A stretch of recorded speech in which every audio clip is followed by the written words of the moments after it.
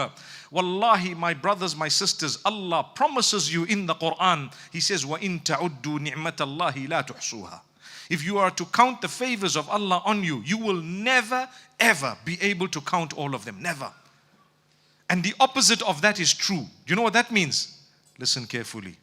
It's a big one. If you are to count the difficulties in your life, you can count them. You can count them. That's Allah. That's the promise of Allah. Allah says the gifts you won't count, the hardship you can count.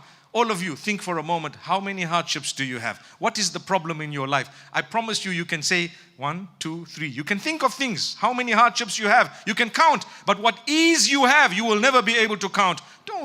Doesn't Allah subhanahu wa ta'ala favor us beyond what we are deserving of?